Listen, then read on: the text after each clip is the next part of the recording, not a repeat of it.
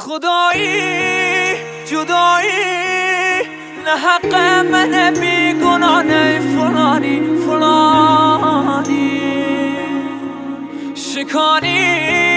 شکانی غرور کسی که قسم خوردی آیده و بانی بی احساس بی انصاف ارایشه و گردم درودای بی انصاف ارایشه و بانچه مکه قرنی آیدن وری بودن اساس بی انصاف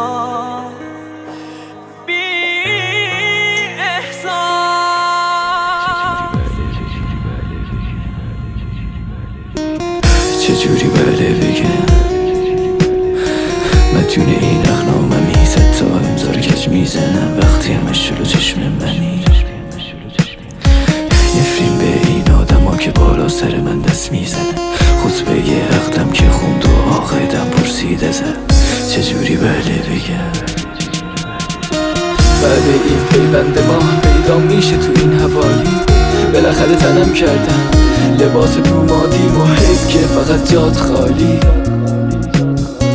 از گذر این سرنوشت لباسام شبیه بهش امشب باید نقل بپاشی باید بگی تبریک بهش جای تو یکی دیگه حلقه کرد توی دستم یکی دیگه معلوم شده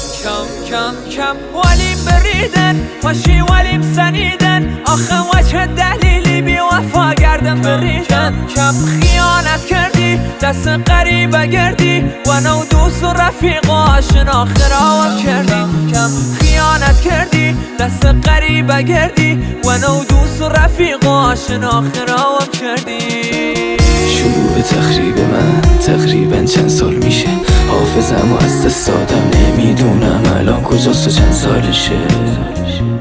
جای حساسشه از وقتی رفتی شدید سیگارا رو بد میکشم روزی 100 بار خیره به عکست مسل کل سر میکشم مرگ نزدیکشم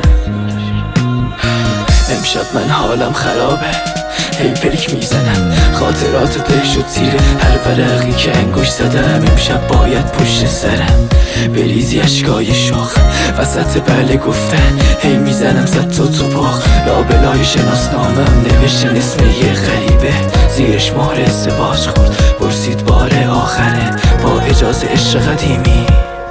بله خدایی جدایی نه حق من بیگناه نه فلانی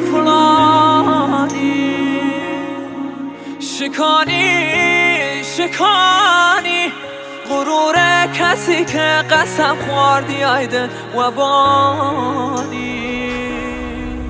بی احساس بی انصاف ارایشه و گردم درودای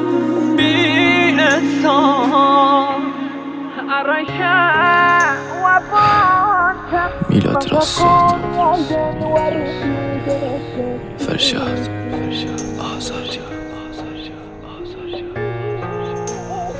شهرام جی